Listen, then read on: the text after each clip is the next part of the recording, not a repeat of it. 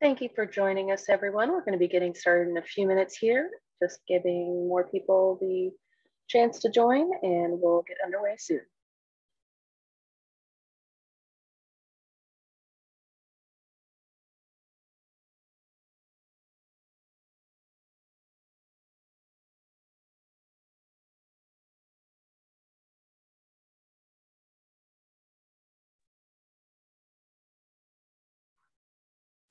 Good afternoon, everybody. We'll start in just a moment.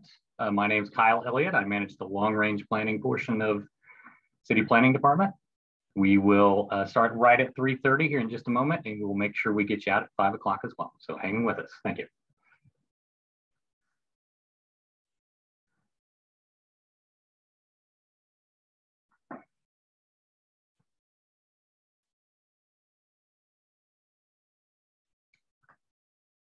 Thanks, everybody. It is 3:30. We're going to go ahead and begin. Thanks for joining us. My name is Kyle Elliott. I'm going to take you through the start of the meeting, and then we're going to hand you off to some of our consultants and city staff. The part that I'm going to provide for you is a bit of housekeeping on how to use the Zoom meetings if you haven't. So if you can go to the next slide. Basically, if you haven't been involved in our meetings, real quickly, what we're asking you to do is raise your hand. Or use the chat features, and we answer the chat features as we go. Keep in mind that as you're communicating with each other, try to keep it as positive as possible. We've had quite a few of these. Most of the time we play pretty nice, but try to keep the comments positive so that we can use them and go forward. And there'll also be a lot of time when we go forward that we can, if there's questions you have, we'll stop and be interactive with that. Next slide, please. In doing that, we're going to use something called Minty Meter. We'll explain to you how that works. There will be a requirement if you're going to use that you put in a couple codes. We'll walk through that. And if for whatever reason the equipment that you're using doesn't allow you to do that, we'll just have you raise your hand or put it in the chats, and one of the team will put that in there for you. At today's meeting, basically what we're talking about is serviceability. And I know that term could mean quite a few things, so we'll kind of explain what we think that means, and how we're going to get some of that information from you. And we hope that the questions we asked from you help you get there. We're going to look at the draft KC Spirit goals and their connections to services as we go forward. Your vision of what serviceability is once we actually kind of help set the stage for it. And we'll kind of go over next steps. We plan on there being a couple more of these as we move forward. When you're considering this, we want to make sure that everyone understands we want all portions of Kansas City to develop in the appropriate way.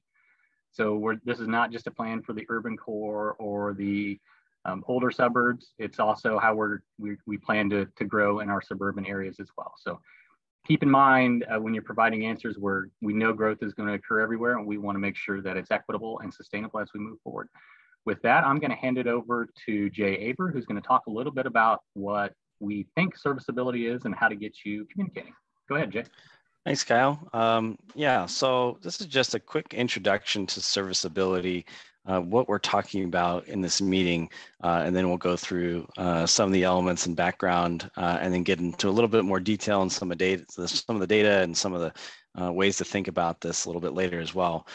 So the way we're defining serviceability is this statement here. Serviceability focuses on how the city should direct investment for infrastructure and services to shape how we grow sustainably. And like Kyle said, that's growth in new areas, greenfield growth, we might call it, where there's no development now. It's infill growth or brownfield areas where we might be building in infill areas that don't have development, that are downtown or further south areas or redevelopment areas.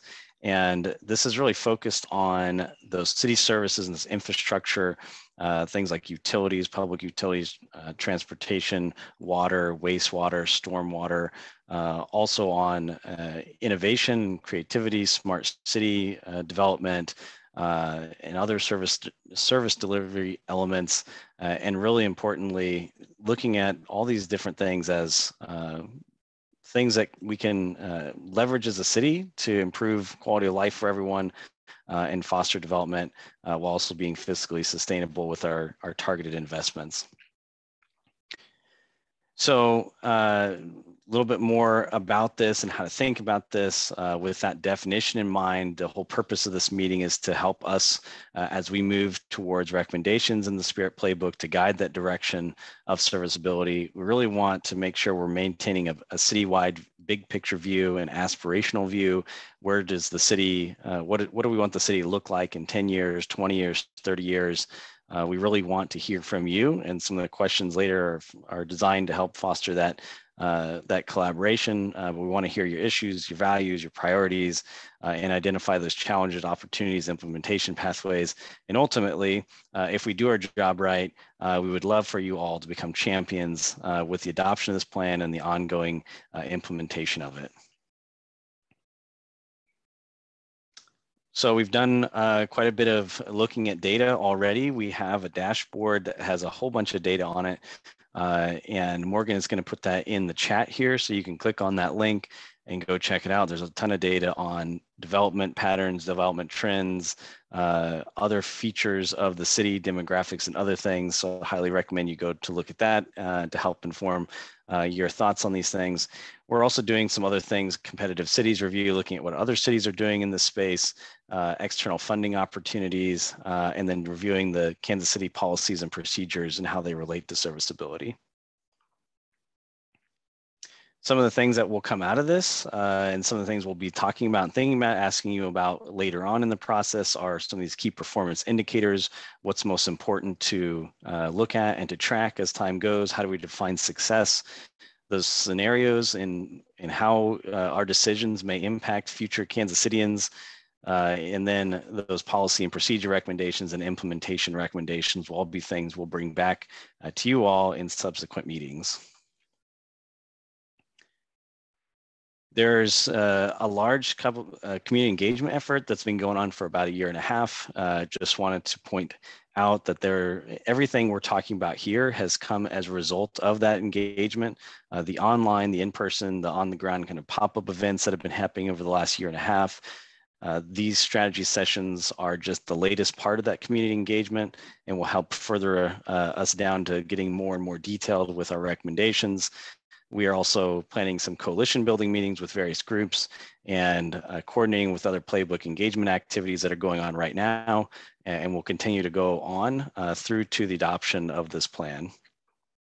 And with that, I will turn it over to Gerald Williams, who will talk a little bit more about the Spirit Playbook and Focus Plan from the past.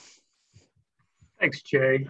So quickly, I know many of you have been at these meetings previously, so we won't touch on this for too long, but just a bit of background, the KC Spirit Playbook is an update to our previous comprehensive plan, which was called the Focus Plan. It was adopted in 1997. So realizing these plans operate on kind of a 20-year time horizon, we are technically overdue for an update of our comprehensive plan. And this plan will guide how we develop land use decisions and things like that, investments in transportation and infrastructure, and neighborhood livability and other things over the next 2 decades once we're done with this document. Next slide. So we thought we'd start just by going over what our focus plan, which is our current comprehensive plan, says about serviceability. We won't go into a ton of detail. This is pretty high level policy language here, but in regards to natural resources, so one of the things we're going to talk about today with you is our sustainability and our healthy natural systems and open spaces.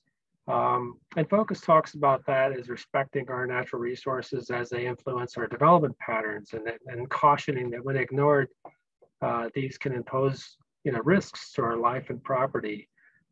So it talks about respecting the topography and vegetation and habitat and other resources as we develop the city. Next slide.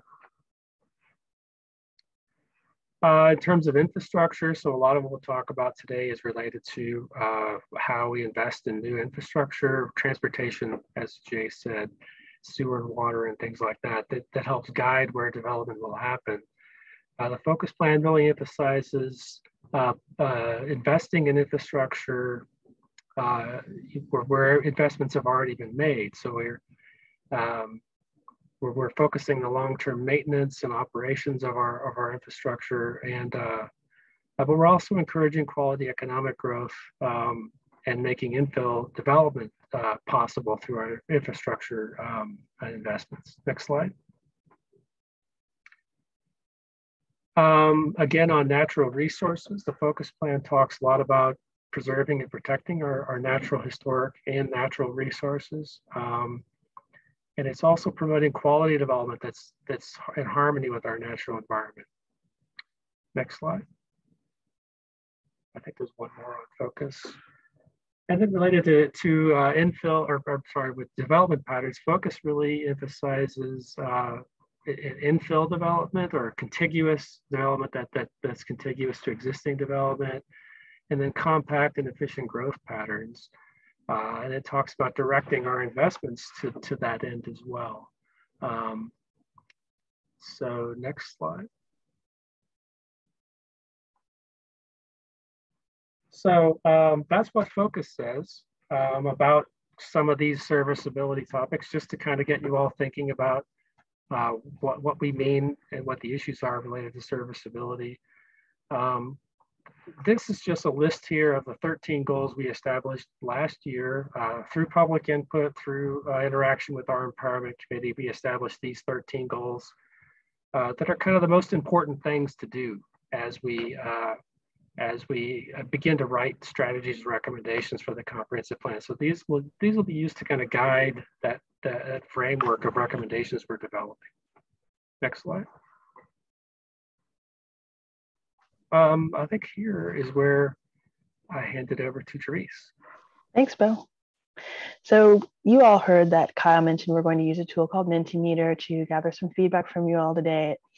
We're also going to basically have a really good discussion. And the discussion is all about what's your vision for sustainability in Kansas City.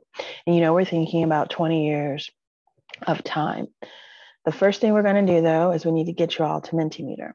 If you have a smartphone, you can use it to scan the QR code that shows on the left-hand side of my screen. You can also go to a web browser. You need to open up another window and type minty.com and enter this code. You can also, as a third option, you can click the link that my colleague Becca has probably by now put into the chat. You can click that link. If you click that link, it will open up another window for you and you can type in there. If you're not able to do that, you can just raise your hand and we'll call on you, and you can use your voice to comment and so on. But let's give it a shot for the first question. We would really love to know where you live or work in Kansas City. You know how I mentioned that code and the address, minty.com? Any of our discussion questions that we have today, you will see the address at the top of the screen. It'll say, go to minty.com and use the code, and you see the code there. So far, there are just under 40 people in today's meeting. And the ones that are responding so far are in the north or the central part of the city. And I can see how many are responding because I'm looking at the bottom right-hand corner of my screen. And so I can see that we have about 12 people responding so far. Looking forward to more. If you choose the chat to respond, Becca will grab that and help populate the survey with your responses that you put in the chat. And that'll work not only for this question, but any of the other ones that we asked today. So just under half of you have voted so far. And I know that in that number of participants, there are also staff here too. So far, most of you are from the center of the city and then split north or south, but mostly from the center of the city. Give you a few more minutes to vote, or a few more seconds actually. One of the things that you'll see is as we advance through the conversation today and I show different slides to you, if I go to a question and you're still trying to answer the first one, it's okay. There will be a blue button that shows up on your screen and you can push that and then you'll jump to where we are in the conversation. And so with that, I'm going to make my first jump. Most of y'all are from the center of the city, at least in this conversation today, in terms of where you live or work. We'd also really like to know whether or not you've attended any of the previous strategy sessions for the playbook. We started off with visibility sessions and we had several of those. We've had mobility sessions. Last week, we had our first livability session. Would love to know who's been to any of those sessions. If so, you're very seasoned on hearing about focus and the process and all of those things. And we're really glad that you're here and you're giving us your time again this afternoon. So we see livability, mobility, and visibility are kind of neck and neck. Livability is edging out just a bit.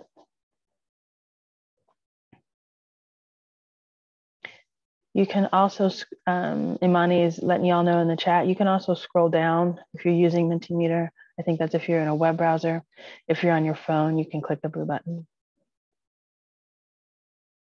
If you're on your phone too, you'll need to scroll down because there's a graphic on the left-hand side, right? It says visibility, mobility, livability. On your phone, that's the first thing that shows. So you do need to scroll down so you can see the answer options for the question and the question itself. So about half of you have voted. Most of you are from the livability session, but it's a pretty tight distribution overall. And there are a few that this is your first session. Thanks for joining us. I'm going to go to the next thing. Again, if you're still thinking about this, you can still vote, but I want to go to the next deal, which is serviceability. You know how earlier Jay mentioned that serviceability really has to do with focusing on how the city should direct investment for infrastructure and services and how that's going to impact how we grow. Serviceability really has to do with transportation infrastructure. It's the serviceability, it's our healthy systems, it's targeting investments, it's growth, it's collaborations, all of those things.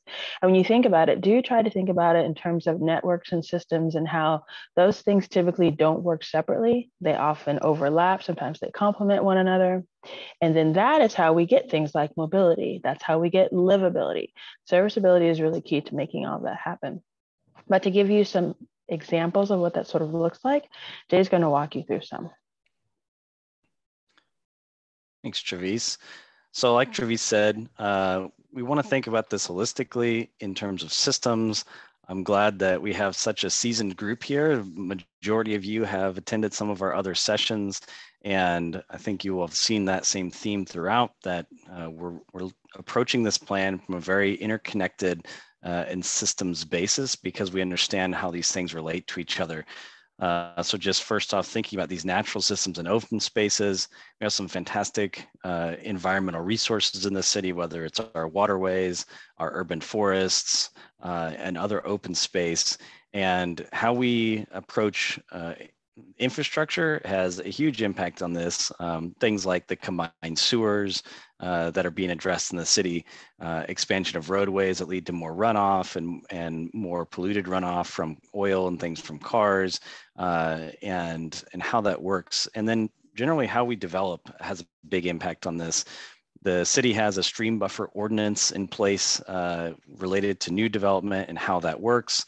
That image on the right kind of gives you an idea of that, where we're talking about how do we place development so that we can maintain our natural systems and also utilize them, use that space for activity, for trails and other things, but also see that in a way that this is a resiliency, a floodplain issue.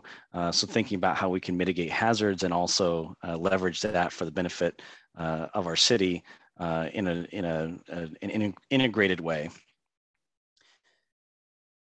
A lot of this discussion will focus on growth.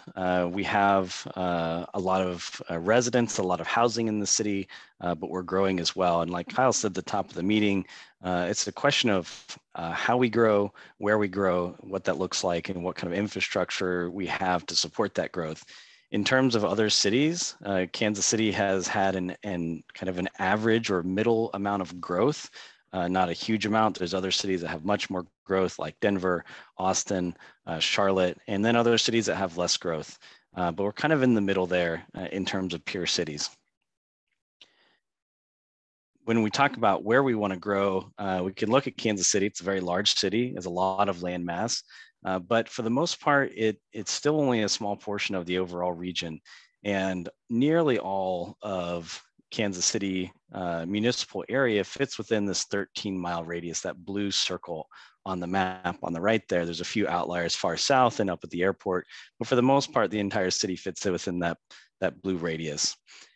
However, if you look at the entire city and how far out it goes, especially in the south, southwest, and southeast, with the further out suburbs like Lee Summit, Blue Springs, Olathe, the western portions of Johnson County, that really extends out to close to 22-mile radius where that urbanized area ends.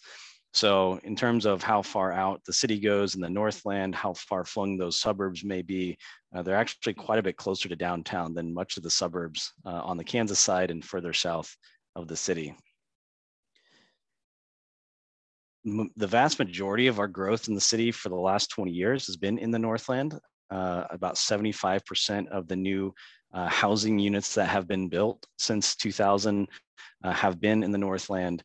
And just looking at this in same kind of trend or terms, that yellow line at the top of these maps is 13 miles from downtown, give or take a little bit.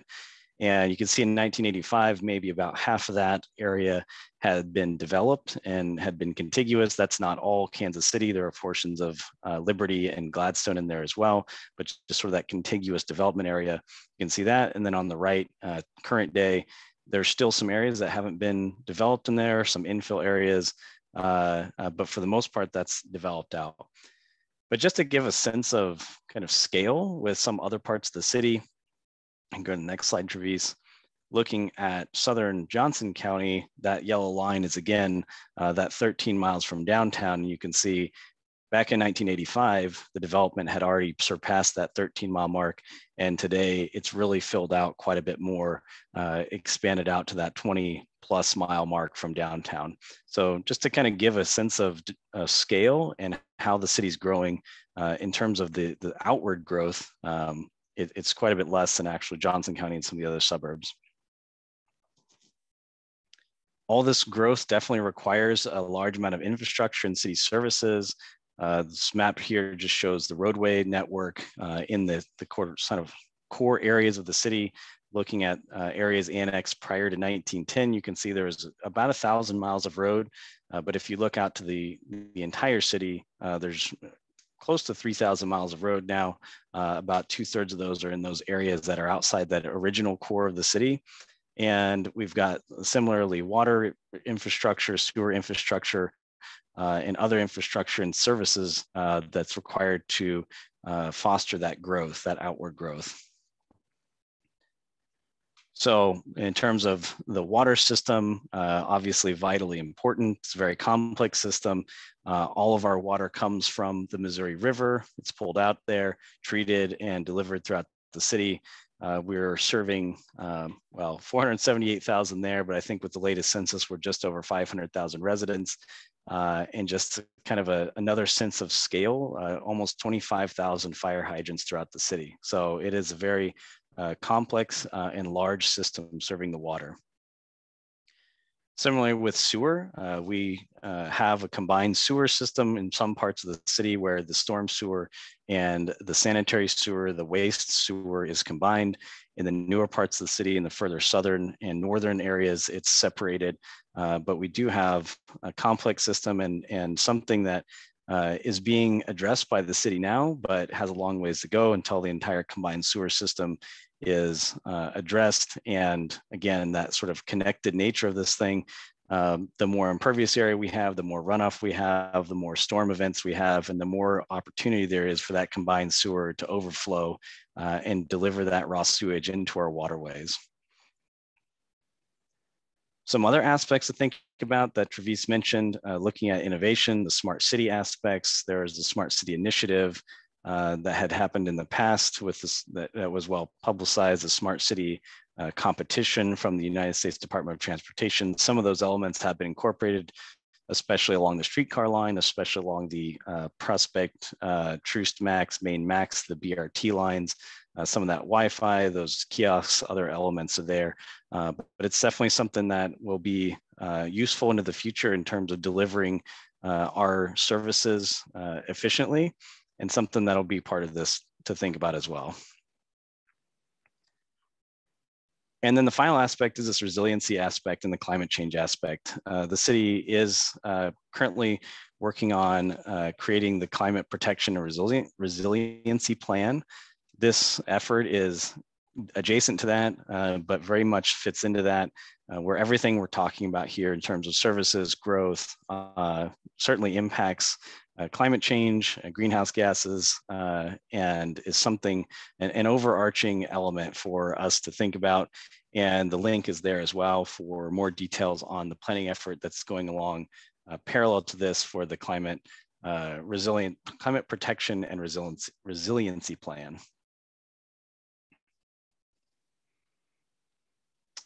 So just one more data element to look at before we get into the questions is overall satisfaction. This comes from the Citizen Satisfaction Survey, and you can see those numbers looking at all different elements, parks and recreation, solid waste, facilities, water facilities, other facilities, and down to transportation, maintenance of streets, sidewalks, infrastructure.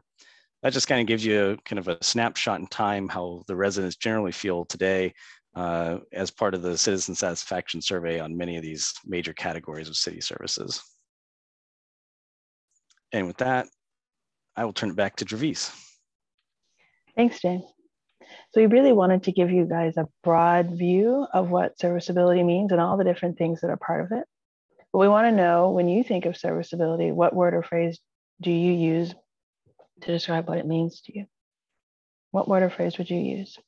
This is your time to use your Minty Meter again. If you have just joined us, I think a few people have just joined us. The address to the Minty Meter site that's collecting the comments, and that's what enables them to show on screen, is at the top of my screen right now. It says minty.com. Once you go there, you can enter the code that's also at the top of the screen.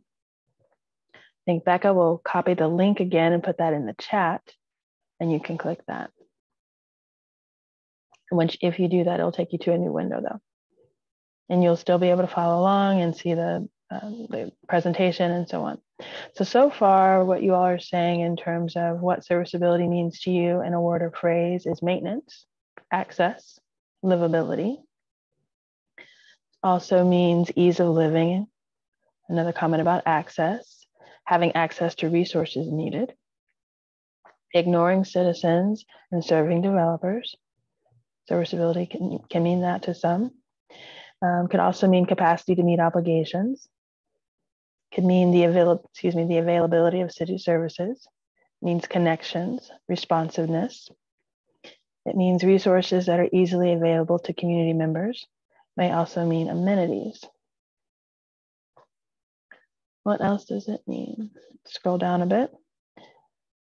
About access again. So access is popular with you all. Public access to public services for all, equitable access and attention to all. Affordability, feasibility of maintenance is another meaning. Having access to city services again. Functioning services is what serviceability means. On-time support, scale, equity of access to services are also among some of the meanings that you guys were talking about. I also see future-proof, basic city services, overextension is what serviceability means for some. Also on-time support. Anything else? Okay, I see comprehensive services. Also see slowing and reducing physical expansion. There's some really good responses. I also see there's kind of a trend in there for you all around access and what access means in a multi-tiered, multi-leveled way. Practical use of tax revenue is another meaning for serviceability. We also have slowing, reducing physical expansion. I think I already read that, and comprehensive services. Anything that you're putting in the chat, Becca's grabbing, and then she'll have them show on screen.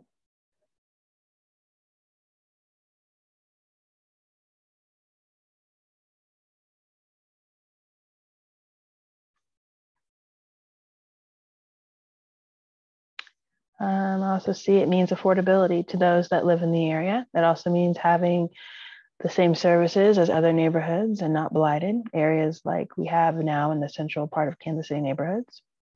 Equity of access again, ability to be maintained and enhanced. We also have preventative maintenance and money to do the services ourselves is another meaning for equity, or not equity, but serviceability. About 32 different responses there. Safe and clean measures is also now on the screen. Preventative maintenance 100% is on now as well. Let me see if I can ask you another question that's kind of related to this or helps to build on that. We're really interested in what your vision for the future is. Getting a bit of an understanding of what you are thinking in terms of what serviceability means is, I think, helpful foundation for that. But we also want to dig into what the vision could be.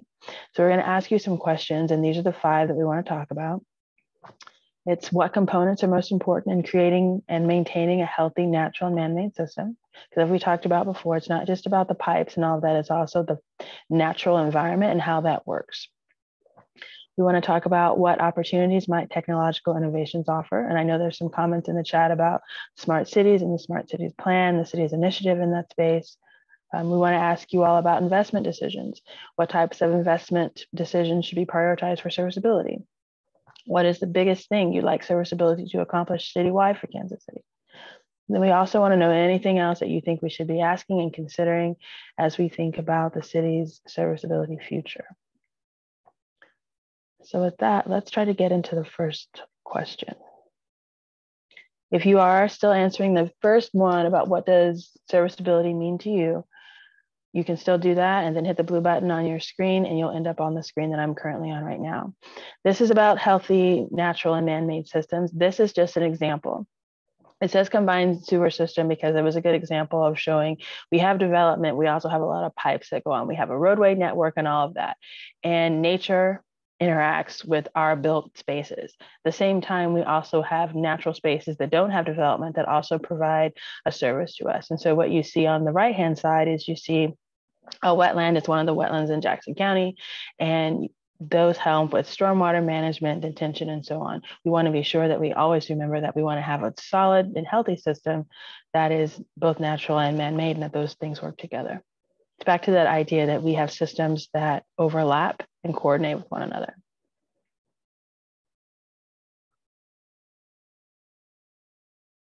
So here's our question. What components are most important to creating and maintaining a healthy, natural, and man-made system? What comes to your mind? There are a lot of comments about serviceability meaning access and equity and other things. But when you think about just our healthy, natural, and man-made system, what components are most important to creating and maintaining that?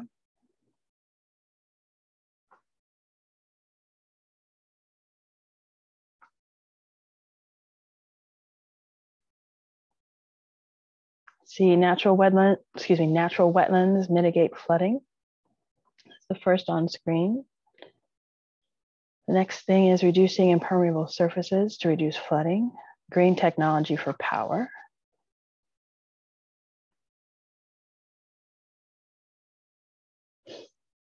Preservation of wetlands was in the chat and it'll show up on screen in a bit. Watershed planning technology. Rapport with the community to get true understanding and buy-in. We need planned areas of green so that we don't become a city of concrete. We are known for our boulevards and fountains, and we need to sustain and grow that feature. The push for density competes with this feature and puts stress on our systems. We need to have a mindset of working with, not against the natural environment. We need more green space, not concentrated green space. Combine solar fields and pollinator gardens. We need to, something else that's important is the preservation of wetlands.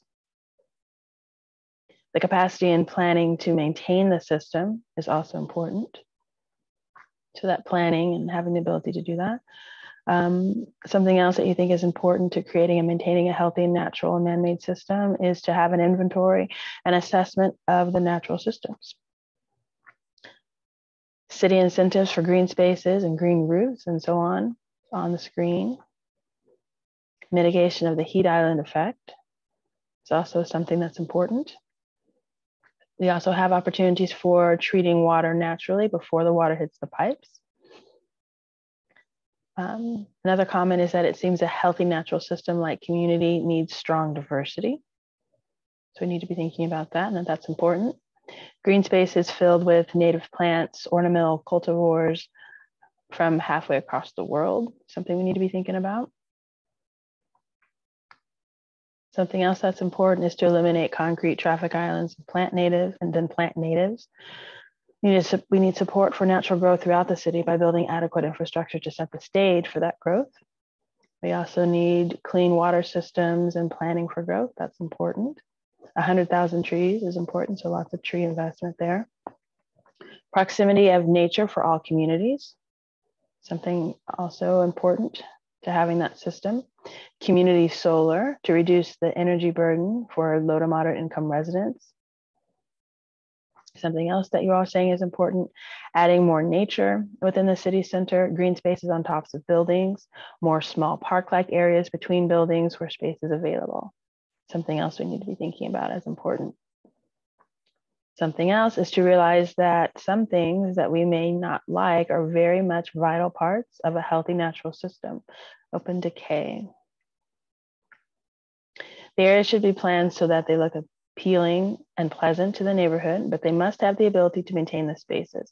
The spaces should also be native plants to the region that can be easily maintained. Something else important to creating a healthy and natural system that's got man-made components is better care and replanting of the street trees. Connectivity, affordable maintenance, capturing the natural advantages of an area is something that's important. Investment in current infrastructure as well as planning for expansion is important. Biodiversity includes life at all stages and forms, so it's important to remember that. You need to be thinking about population density, less cars, and calming. Developing safe passageways for wildlife. Sure that we have data on where we have the most vehicle strikes, fix those areas. Technology is on the screen again. That's important to be thinking about. Address the redlining of city services. That's another factor we need to be thinking about. Cisterns in backyards, harvesting and distilling rainwater. See our stormwater like Alaska sees their oil, so looking at stormwater as an asset. We also need community broadband for Title I students. We need to engage youth. Increase walkability to enjoy the green space. Does anyone want to elaborate on some of your comments? If so, you want to raise your hand so we can acknowledge you and then have you unmute so that you can share with the group. While we are waiting for that, okay, Carl's got his hand up. All right, Carl, to be able to unmute and go ahead. Yes, can you hear me? Yes. Okay. Yes, the idea of seeing our stormwaters as an asset to be able to stipend our residents to adopt the idea to be able to put 4 rain barrels on your house and start collecting water, to have a cistern in your backyard, to flip your front yard of the Kentucky bluegrass and incorporate those native plants with long root systems, and then to have the water department give you a tax break rather than the tax break goes to the company that's building those pipes because they're going to hire minorities. That's where you get the buy-in from the people. There are 256 neighborhoods, so to speak, in Kansas City. You break that down into the neighborhoods. Now the neighborhoods have revenue to give residents in the neighborhood that take on roles in the neighborhood. These are, now we're working like bees, like ants in our own environment rather than just constantly driving back and forth all across town, because within our neighborhoods is our assets. Thank you, Carl. Thank you, Carl. Really good comment. Anyone else? Anyone else have something you want to elaborate on and share? What I have on the screen right now is the if we invest in green energy and the like, ensure we have the full life cycle planning. How do we manage technology when it reaches the end of its useful life? Or more effective technology suggests that the newer would replace the older. And I see Imani's hand is up. Imani, you should be ready to go. I'm very concerned about the energy burden that low-income families are experiencing. We really have an opportunity for low-income people to have energy independence. I did a door-to-door survey where I went to different homes in the Van Brunt area. And I noticed that for 3 out of every 5 homes, the electricity was off. And this was in October. This was a couple of years ago. And I realized that when I went back the next year, a lot of those homes were abandoned. And so I think that we're not looking at the fact that the energy burden that a lot of families are experiencing is creating homelessness in Kansas City because they cannot afford the high energy bills. We have a real opportunity to provide community solar with on-site large-scale battery storage so that these families will be able to maintain their homes, keep their children in their homes. We had a 40% high mobility rate of students in the KCPS school system, and that was before COVID. So we're really creating these problems of homelessness and not associating high energy burden with homelessness. Thank you, Imani. So it seems there's a strong emphasis on natural systems, entrepreneurship, making the connections to how our systems also relate to other things like housing.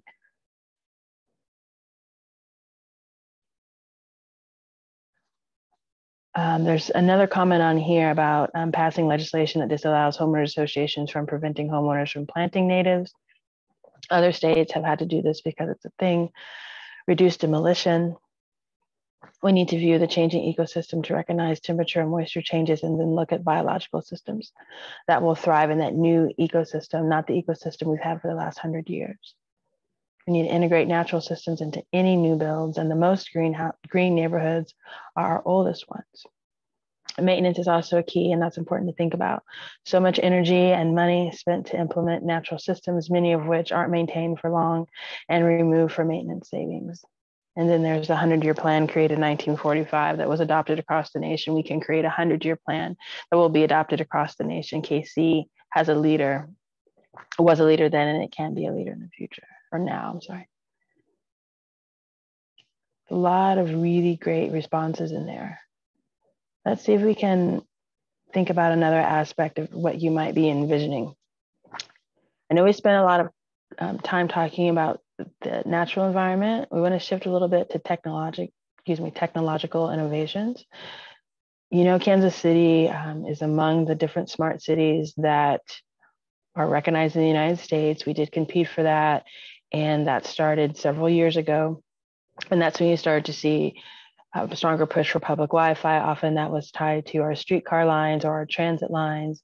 You started to see smart traffic lights, so things being more digitally connected and wanting to be able to make sure that we have a physical infrastructure system that also has a strong technological component.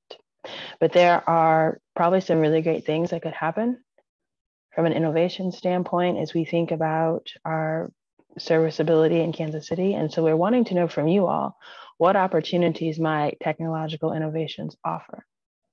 Some of you were talking about technological changes in terms of energy. There's a lot of comments about solar. What other things do you think are important and that are opportunities that technology might offer Kansas City?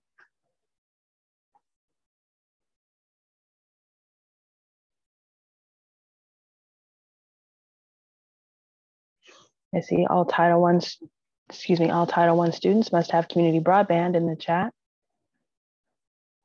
Free air pumps throughout the city. Public Wi-Fi in parks. Citywide broadband sites to ensure everyone has access to the internet.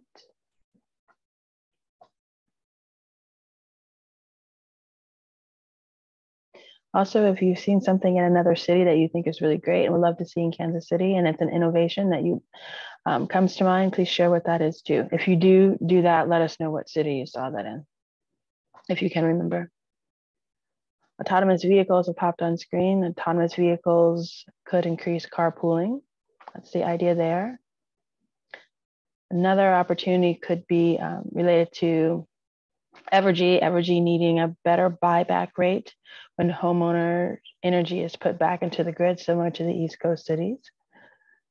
It's common about electric car charging stations throughout the city.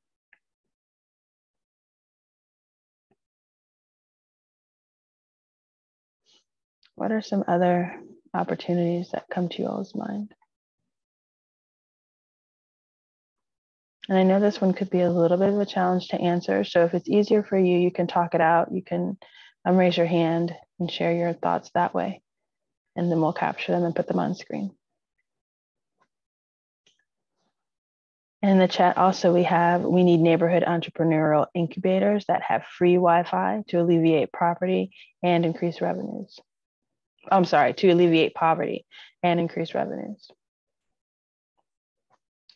Also see information and service kiosks in all neighborhood and community centers, requiring new buildings to provide charging stations. Invest in rail systems to connect workers to the surrounding areas and keep cars out of KC. London comes to mind. Seamless integration of transportation scheduling, like in Portland. See kinetic energy sidewalk strips that power light poles. Urban farming is another opportunity. Encourage all parts of the city to visit and enjoy the amenities of the other parts of the city. I wonder if that's through kiosks, marketing. The person that shared that, could you elaborate on what you envision there? There's another comment about opportunities to lure companies from high cost of living cities. There are 2 hands raised. We've got Monty up first. Thank you. I'm very concerned that people living in housing developments will not have access to state-of-the-art technology. That includes Wi-Fi and EV charging stations. Another thing that I noticed is that a lot of used car lots have very good condition Nissan Leaf cars, and they're not being purchased because they have a low mileage per charge. It's under 100 miles per charge. But if people living in the HUD developments were able to purchase those cars, you can usually get those cars for under $10,000 because nobody wants them. And if they were able to charge those cars up on site at the housing development, not only would that give them the access to electric cars, electric charging stations, but if the charging station was accompanied by a solar carport, this would also reduce the heat that's on the asphalt of the parking lot and also mitigate the urban heat islands. Gotcha.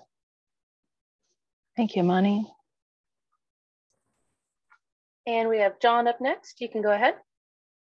Yeah, I mean, part of what I was talking about, how we can work with technology, is something that I've encouraged in the past, is that, you know, we're a big city and we tend at times to stay in our own neighborhoods rather than visit other parts because we're not sure what amenities might be there, where we park, how we get there and move around. And so if the city can develop technological solutions that allow people coming from different areas, whether it's an app or whatever, to see what's there, where they should go, how they should park, etc. I think that encourages different parts of the city to get to know other parts of the city and to enjoy those amenities. That makes us a better city. Thank you, John.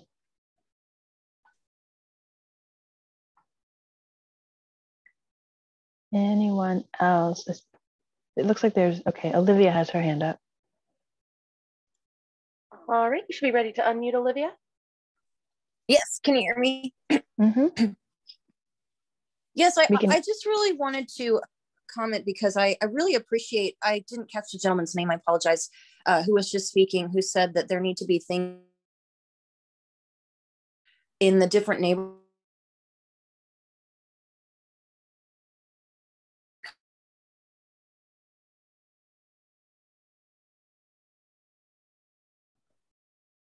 Can everyone hear Olivia? I can't hear her. Yeah, Olivia, you're kind of cutting out on us a bit. You may need to repeat for me now. Sorry. Go ahead. Can you hear me better? Hello, can you hear me better now? A little bit better, yes. Okay. I'll just stay close to the mic. Sorry about that. Anyways, two things. Food and ice cream are the two things that get me to go to any other neighborhood in Kansas City. So if there's an enjoyable activity within a neighborhood, people will go there. And people, I just think that those two things need to be within every neighborhood of Kansas City. I know there are some neighborhoods that have been disinvested or simply don't have those kinds of enjoyable activities that everyone can partake in. So I think that's something that Kansas City needs to focus on, especially being so strong in tourism and food and art as well. So I think that there need to be more public food opportunities, for example, like ice cream socials in the park or food trucks visiting the park. That is one of my personal opinions and passions. And so I think that's something Kansas City could really capitalize on to create peace and harmony. Is there a way that you see technology working in that? Is it through using it? Like there's a comment on screen right now about technology being a tool, not a solution. So it can be a gateway to something that you do. Is there something that you're thinking in relationship to food and ice cream in neighborhoods? Yeah, I mean, I think that we could definitely use new apps to connect people and to find out, where things are going on. Mm-hmm. There's an app called Men's City that I know is working with the Mac Property Development company right now, but it's it's something within it's like apartment complexes that communicate with each other. I don't think there's any sort of app like that right now that communicates certain events going on throughout the city. But I think that's a technological piece that could be useful. It's called Venn City? Yeah, VENN City. Okay. And I think they do events and things like that. But as my understanding is that they are... they only work within the properties that company owns, connecting the people in those apartments that are owned by that company. It's about 22 apartments or 22 complexes. But a similar app citywide would be useful. That'd be a great way to use technology to bring people together to other neighborhoods. Cool. Thank you, Olivia. Oh, no, my pleasure. Thank you. We also then, what's remaining on screen, I see better schools, cheaper and efficient public transit options. The Jazz District should have an art fair just like the Plaza does.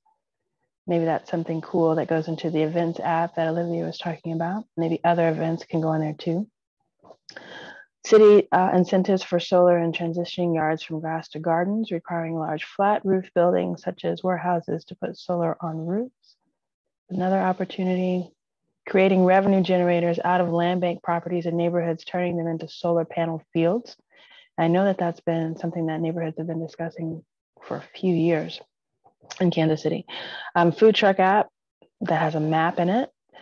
The ability to better evaluate infrastructure needs and conditions to appropriately prioritize, coordinate, and minimize waste. The ability to streamline delivery of services like bulky item pickup. The ability to adjust transit to better meet demand like Uber is an opportunity.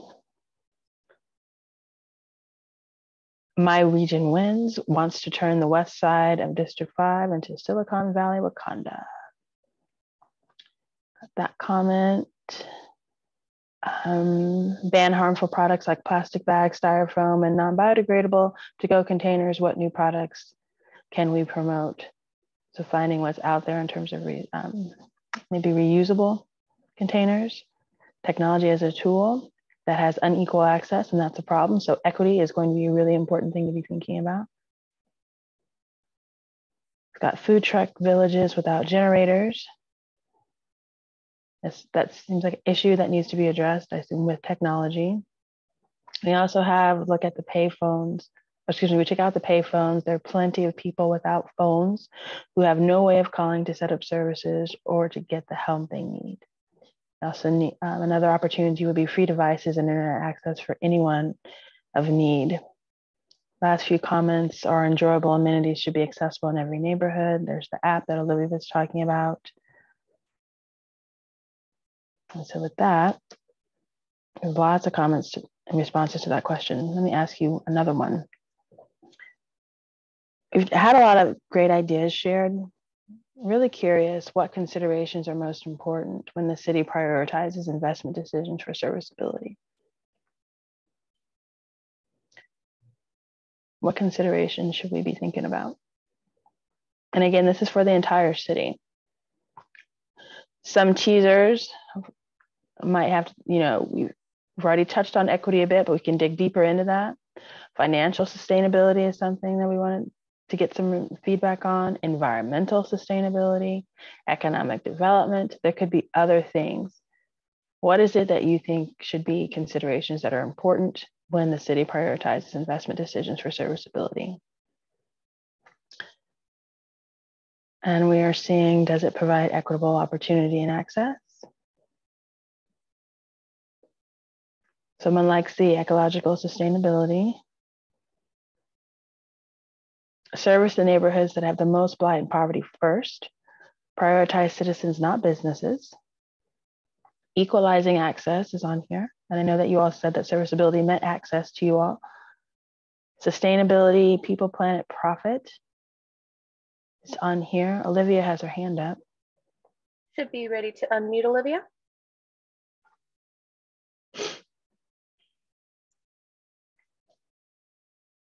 Oh, it looks like you are still muted.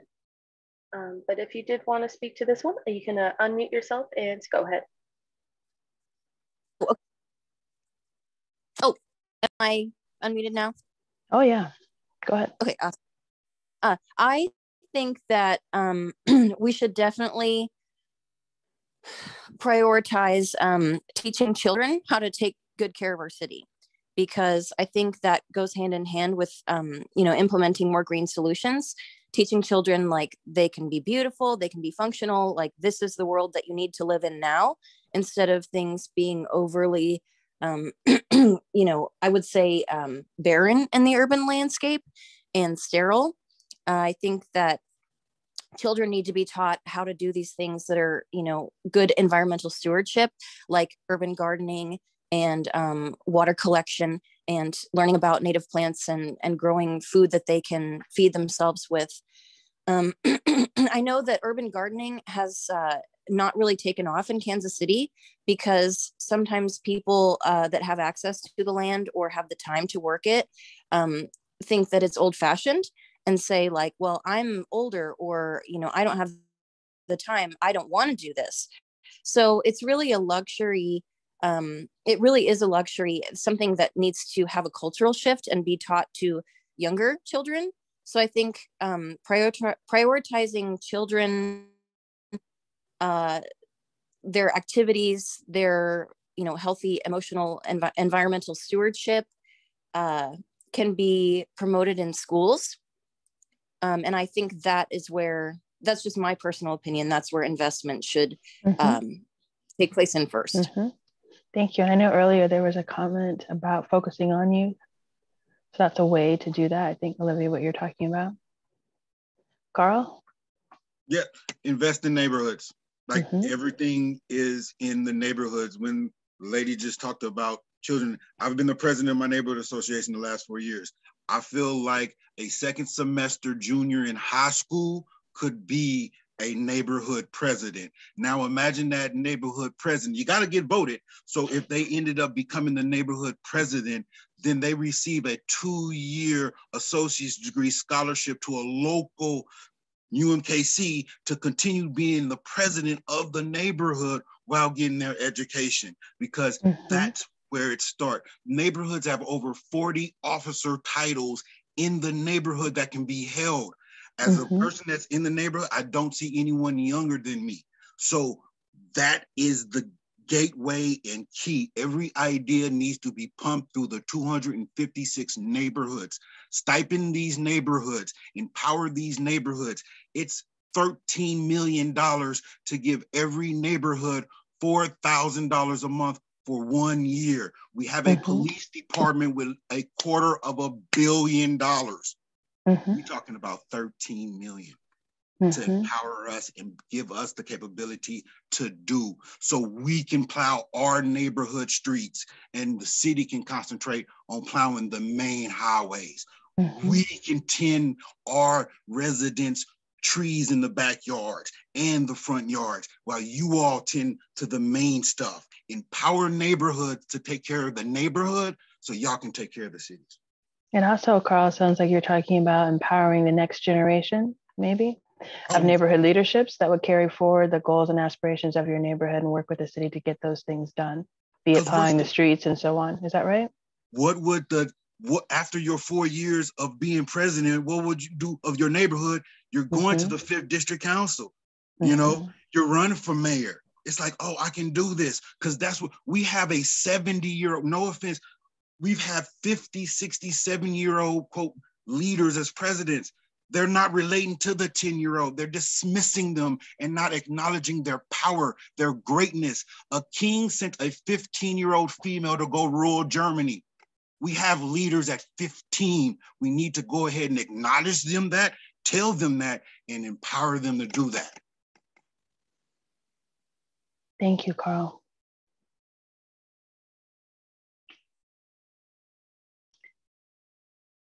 Carl's getting shout outs in the chat. I'm going to keep on looking at what's on the screen. Anyone else, if you have something that you want to share, raise your hand so we can capture that too. There are equity comments here, prioritizing those who are excluded the longest, equity, sustainability, return on investment, probability of success. I imagine that a lot of that has to do with the economic development side of how we make investment decisions and priorities. The value per acre comment seems like that. Asking if something is climate friendly is something that we should be considering. Benefits that justify the investment inclusive of sustainability costs, something that we need to be considering. Infill before new development is another consideration, and build a system that works and grow the natural successes of that system. Stop incentives in wealthy areas, invest in long-term growth for specific neighborhoods.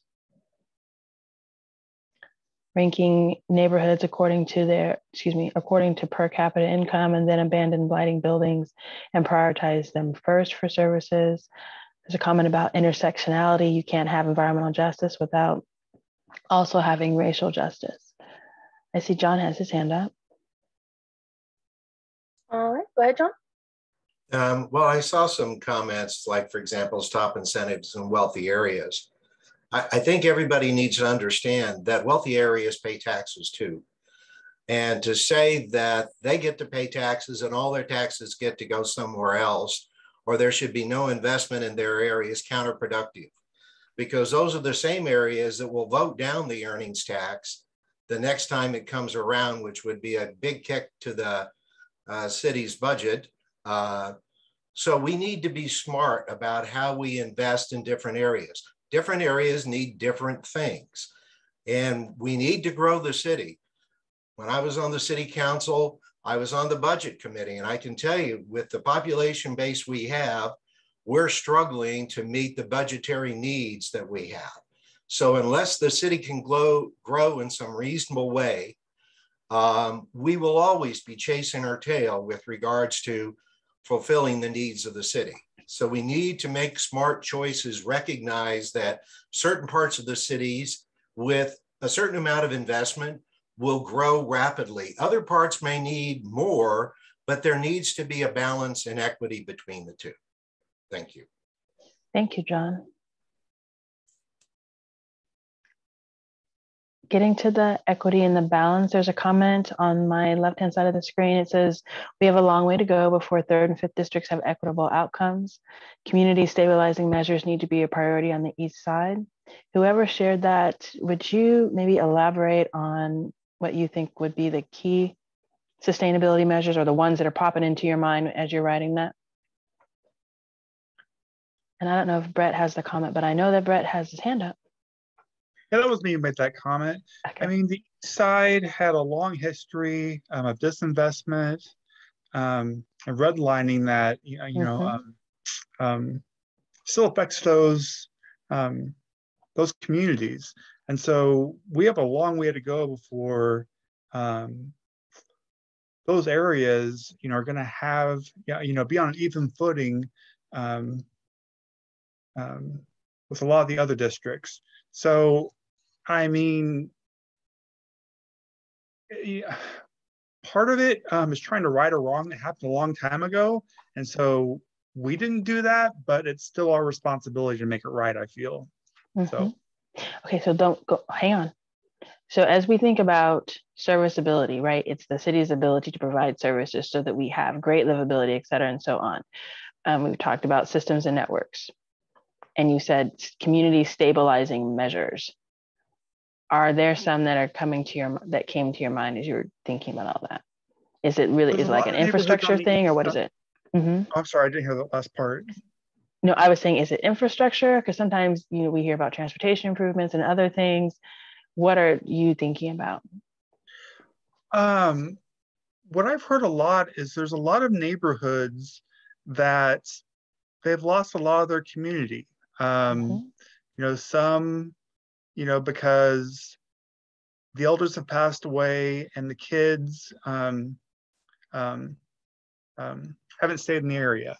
So they've had houses that have gone into, into disrepair. And so, some of them are getting torn down. And so, they're losing their communities. And so, kind of stabilizing those neighborhoods so that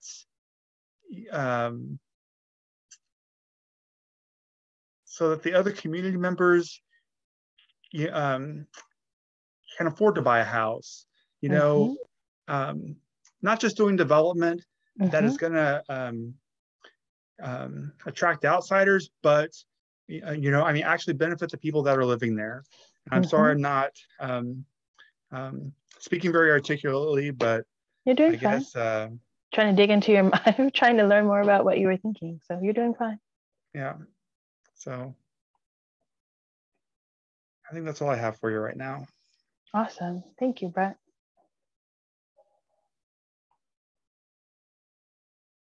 There seems a lot of comments about neighborhoods and investing in them and paying attention to who's gotten investment and who hasn't, and stabilizing neighborhoods. And Brett's comments got a ditto in the chat. I also see 2 hands up. Imani, you should be able to go ahead. I have 2 comments. Number one, well, I have a question. I want to know what's going on with the program where the city is giving $1 for people to get these abandoned homes. I know some of the homes are in such a state of disrepair, there's no return on investment to fix it up. And the other comment I want to make is that a lot of the things that we are looking at in terms of green spaces and gardening and, really have more to do with poverty than they do a business not wanting to locate in a particular area. If you've got residents that are making less than $17,000 per capita, like you do in 64127, a business would be crazy to locate a grocery store there because the people aren't making enough money for the business to be profitable.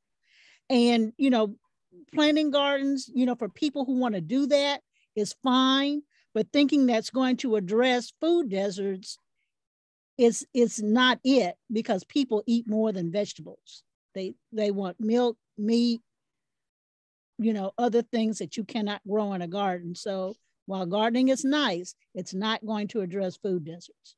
So Amani, this is Kyle with the planning department. I don't know the exact status of the $1 homes. Let me get you that information. I do believe it it was under the past administration. I'm not exactly sure what stands. Our director may have an answer to that as well, but I will make sure I get you one and I'll include it. Yes, hi, good afternoon, everybody. And I joined right after the beginning. I'm Jeff Williams, Director of City Planning and Development. Yeah, Kyle, I think through the land bank, I know that they are looking at alternate programs about how they are offering homes at lower cost. And I believe they have requirements that are related to either affordability or not-for-profit groups. So I think, Kyle, the best thing is probably giving links to information from the land bank and contact there. We'll do that. I probably won't be able to do it in the chat, but I'll make sure everybody on the group gets it as well. Thanks, Jeff. Thank you. And we have someone with the username Zoom meeting coordinator with their hand up. You should be able to unmute.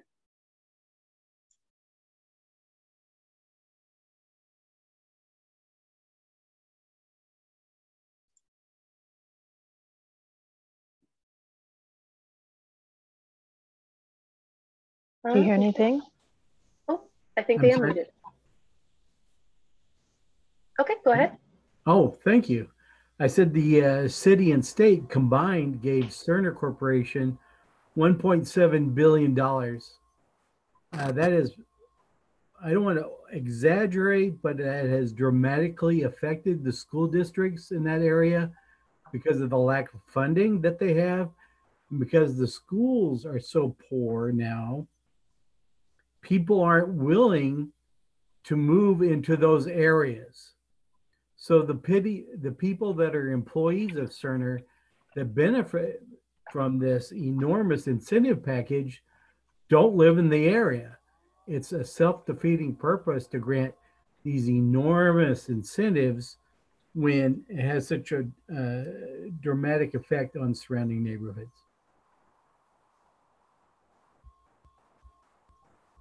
Thank you.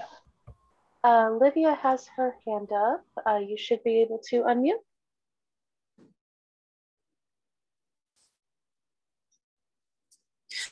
Thanks. Can you hear me? Yes, we can. Thanks so much. Yeah, so I just wanted to add something about the the land bank, allowing people to buy vacant lots. So I took part in a very interesting project. I'm actually a graduate of the Urban Planning and Design program from UMKC. I graduated last semester. And so I just, I did research on basically a lot of areas stay what you could use the word blighted as, like abandoned homes or vacant lots, because the ability to, or the money to acquire the property is just not there, because a lot of the land bank properties are at least $1,000 to purchase. And so if there aren't other like business investments around the area, people aren't going to want to buy them even if they have the money. And my understanding is also that the $1 program, it would sell someone who owned the property, or it would let someone own the property for $1, but that person had to live right next to it. And so that, that obviously is saying that person has to also invest in that land, build on that land, maintain that land. It's just not a responsibility a lot of people want. So the issue of redeveloping certain vacant properties within neighborhoods is a lot more complicated than just even buying it to start with. And I think that's somewhere that Kansas City should look at as figuring out what each neighborhood wants to invest in each of those particular spaces. A lot of good ideas are like pocket parks or,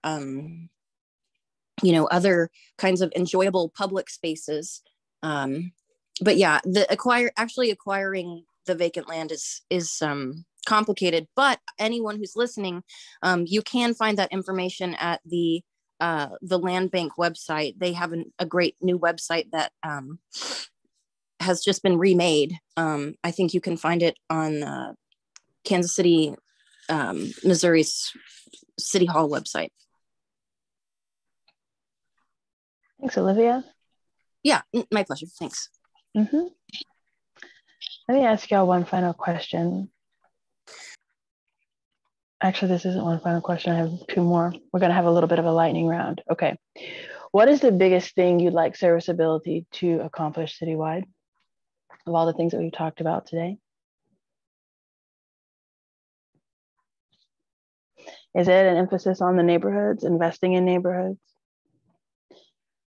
Is it something else? There's been a lot of neighborhood comment. There's a lot of equity comment. There's been a lot of access comments, natural systems comments. What are you all thinking is the biggest thing that you would like Serviceability to accomplish citywide? I see affordable housing in all neighborhoods. Affordable housing is needed on the east side, so that must be part of the plan. The city is still divided, and city manager must see it as his #1 priority. Equity, anti-racism are also the biggest things to accomplish with Serviceability. We need the side lot program where you can buy a lot for $1. Is only for smaller lots up to a certain size. That's a clarification or point of information. We've got a comment that the focus on neighborhoods would be ideal. Connect us together so we learn more about each other. Make our lives easier, more tolerable. True sustainability, able to finance what community, meaning residents and businesses, need to thrive in harmony with what they build, protect, and nurture. Got a couple more comments. A metro running through the east side, the stadium downtown and east of the city. When you say metro, I think you mean the bus, or maybe something more than the bus.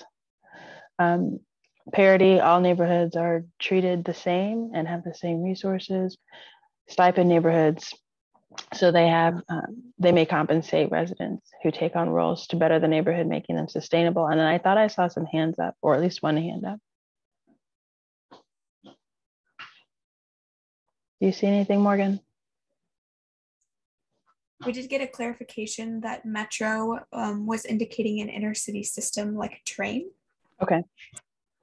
We have Olivia back again. You should be able to unmute. Go ahead. Yeah, I think, well, I love that we're placing emphasis on each neighborhood, but each neighborhood is the people in it. And I think that we need to definitely focus on neighborhood assets as each individual is and cultivate a more collective mindset. I heard someone earlier speak about how we work somewhere that isn't where we live and vice versa. And I think that's a really interesting issue in Kansas City, and it causes us to not invest in our own communities. And to invest somewhere, you have to spend time in it, and you have to love this time that you spend in it. So I think that people living closer to where they work is better, and I think the personal satisfaction of each individual will help to improve the condition of each neighborhood. That's my 2 cents. Thank you.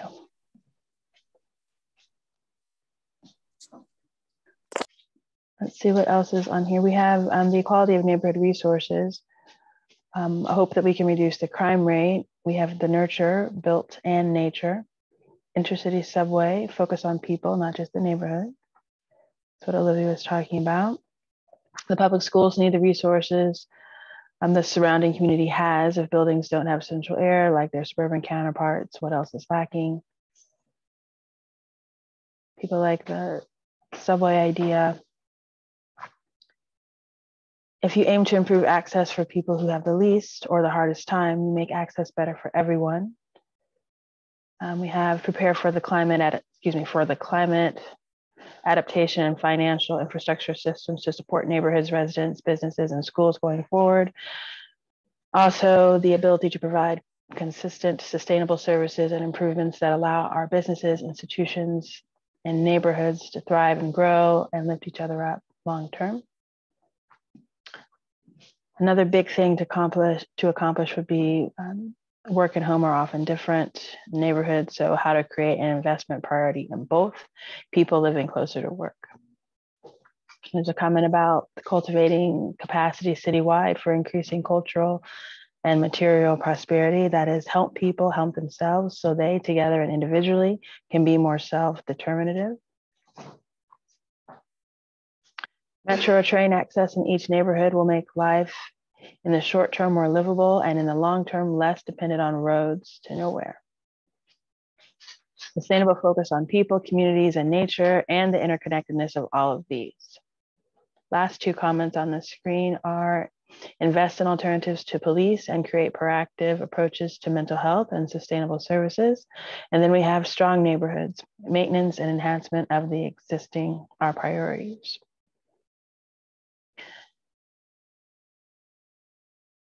I think Becca's been grabbing things in the chat that you're dropping in there and then posting them on the screen. Another comment about local control of the police department just popped on. I have one more question to ask you all, so I'm going to go to this next. This is the last question. And this is, what other questions should we be answering as we plan for the city's future infrastructure network? We've been talking a lot about serviceability. You've given some really great ideas, and even in the last conversation, what you really hope to accomplish in serviceability, but what else should we be asking?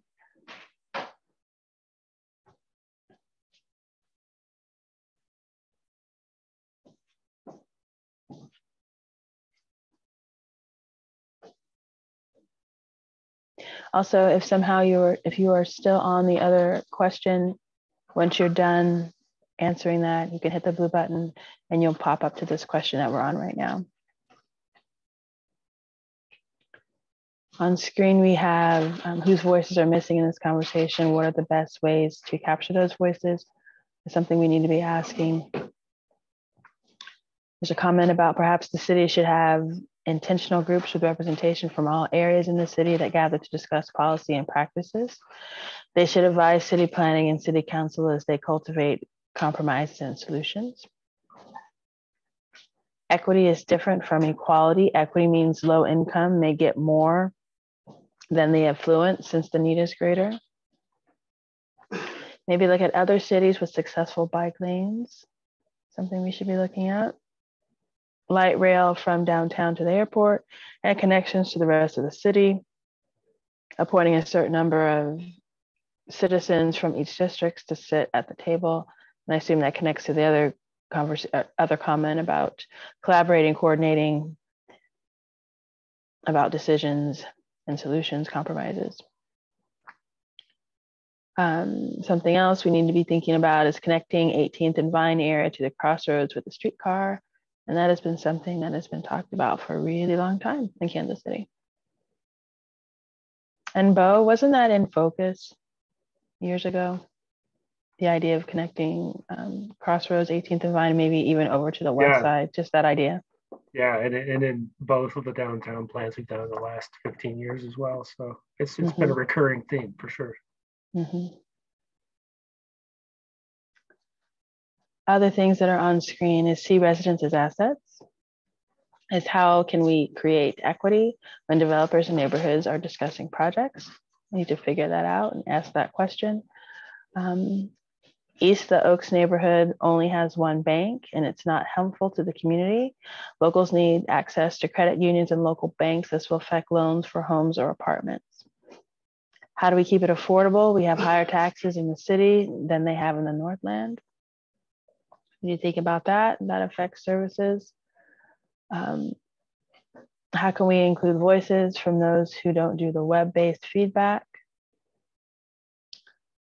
There's another question we need to be asking. And we know we have, in case you don't know, we have an engagement team that does additional outreach than the meetings that we have here in a virtual space. And that's been a theme that we've heard in other meetings, is whose voices are we not hearing and how do we reach them or what are we doing? There's another comment that the buses are free to keep certain people off the streetcar. How do we leverage private and philanthropic support? We can't do it only through government resources.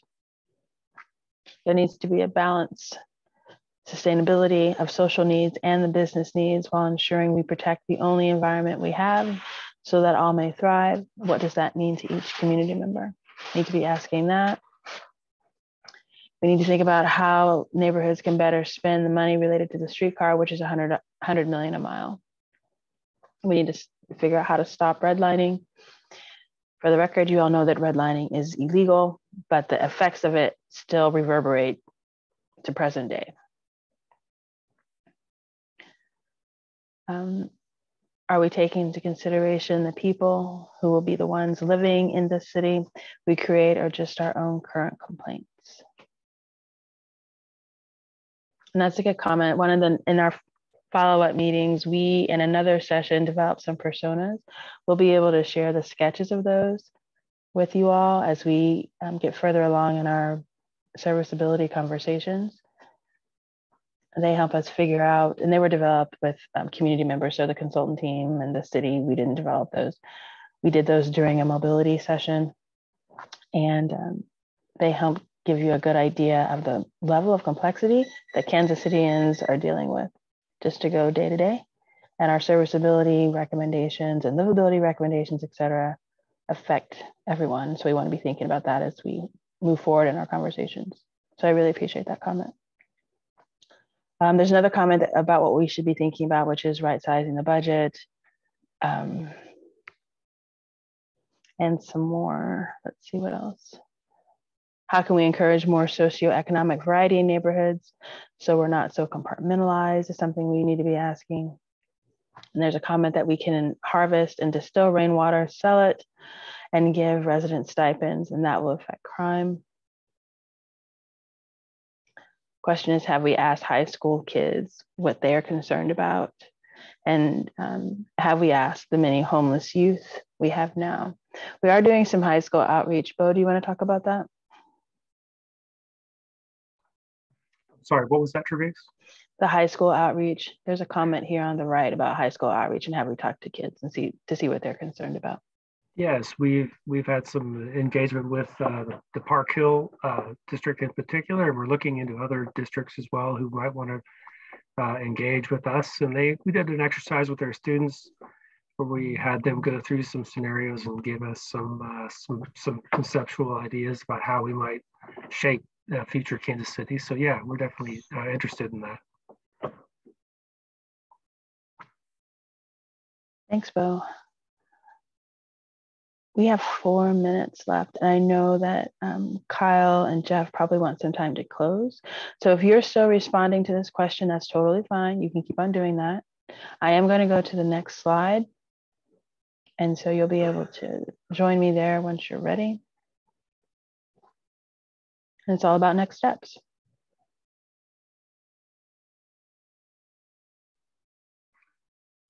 Thank you, everybody. We just want you to be aware that we're going to take all of the feedback that we've got from this, and we're also receiving feedback on the webpage. So if there's stuff that you'd like to continue to comment on, they'll all be used as the recommendations, and not just for serviceability, but for some of the other strategy sessions wherever they match as well. The next meeting scheduled is for February 24th, and we will have another one in March. The date's still pending. We just want to thank you so much for joining us. Thank you for keeping the comments positive. We believe everyone should have a voice here. So we're so thankful that that not only you joined us, but that you allowed the others in the group to speak their mind as well. With that, I will hand it over to Director Williams to close us out. Right, and I too want to thank all of you for participating, and I also want to thank both our city staff and the Playbook team and our consultant support. In terms of this, Travis, Jay, and all the others. Thank you so much for being a part of a great conversation, great feedback, great information for us to follow up on. I think I'm going to close on comments and notes, and somebody questioned, what's the next question to ask? You know, who's missing from the conversation? And I would ask everyone to think of or even mention participating in this meeting and see if someone lights up and says, I know what that's about, or they say, I have no idea. Please, we talk about high tech, everything else, but word of mouth, talking to a neighbor, that's really huge and important to get people plugged into the conversation. Because one of the questions, we want to make sure that somebody's voice is not missing as part of these conversations as we move forward. But I thank you very much for your time and your contribution of great ideas and the manner in which you shared current state and really future aspirations for the city. So thank you all very, very much. We look forward to seeing you at future meetings coming up on serviceability and livability and all other aspects of the comprehensive plan. So thank you very much and have a great rest of the day. Thank you. Thanks, everyone. Thanks, Travis. Thanks, Jay. You're welcome. Have a good night, y'all.